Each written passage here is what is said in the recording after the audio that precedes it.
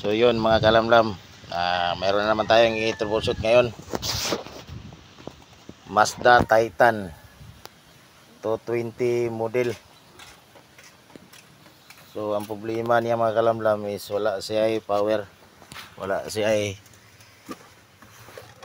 ayun, giunan ako ang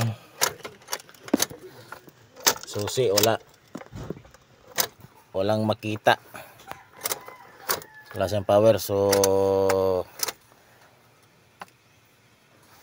basic lang sa ta kung anong dili ni siya makaon. Check na to na ang connection sa battery, pero di na ako mapakita tanan ang mga kalamlaman ng mga trabaho ani kay medyo kulang tas mga tao pero mudungo naman di mga istorya bro. So ani ra mga kalamlam, history na lang ko sa inyo kung unsay nahitabo para makabalo pud mo sa among mga trabaho nga kalamlaman. So ana ra. 3 weeks later. So yun na nga mga kalamlam. So na-troubleshoot na natin, no. So pasensya na medyo mahirap tayong magkalisod-lisod sa mga Tagalog, pero ang uban Bisaya na lang. Ana ra ka basic. So medyo nadali ra na mo og troubleshoot mga kalamlam kay medyo naiputol sa iyang fuse. Tama nga. Tanaw na gabi ako ng jampira. Kani nga fuse sa putol. Nawog na. Muna ko kuno tatawo ito jampira nako. Gibot ko yan. Mo na siguro hinungdan pero bisa battery nagkabali naman. Wala. Ha? Pagtawag po siya ang battery pag ulit dito, balik ako. Ita ka sure kung pero okay na. Kitistingan ako og drop pa bypass ang yang fuse. So nana siya power. So ipakita ko biyon para akong bypass dire siya. So yun, oh. Nakita dito sa tanaw, ipakita kay para makita nila. So, nakaon. Yun ang yabi.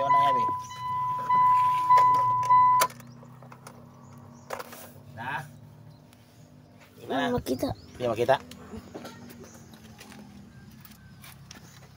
Naisiga ka wala? Na. Para makita bud.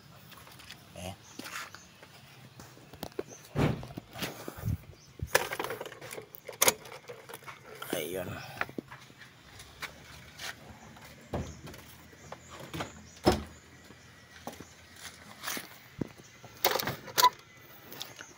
So ayun. Naana siya mga kalamlam ganiya atong giyon ang ignition switch sakto dai. So wala siya makita nga musiga-siga sa mga board. So karon na. So mo rin nahitabo mga kalamlam. Basic ra kayo. Fuse ra siya. So ako nang gibutangan kay para makaon dito. So ato ni siyang diskartihan mga kalamlam para maka andar ta. Piring. Yun. So ato sa nitalbahon gamay. Nangyara to siyang pandar kung maka-andar bagay ug kanira bagay problema. A few moments later. So okay na mga kalamlam. So ang among gibuhat aning fuse, ako lang gijampiran dito sa ilalom og wire gamay. Ay lang ganyag dako-dako akong pag-jumper og fuse para dali ra po niya putlon ba. So okay ra po ni magdugay. Pero mas maayo nga palitan sa iyang standard. So kuha naman ni siya emergency ra ni siya nga tapping jumper sa fuse, pero kung ipadugay pwede gapon. Depende na sa tagiya. Kung sa basta instruksyonan naman ako siya. So anira dito sa ilalom nako gibutang ang jumper. So testingan natong pandar kung okay bang atong kalamlaman nga mga trabaho.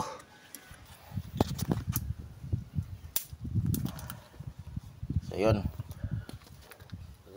Andar maestro. Tara. Tara lang gabi. Mani atong mga badi-badi oh.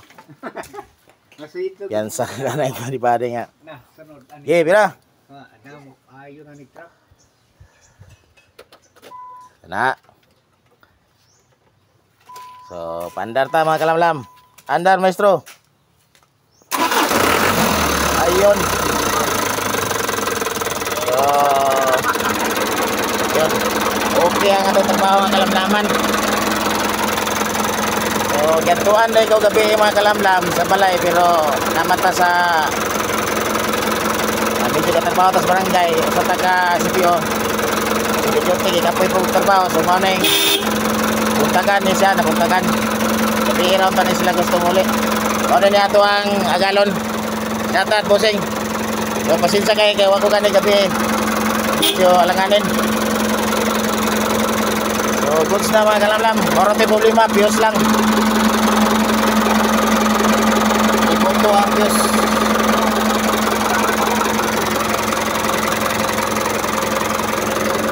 So, goods na goods.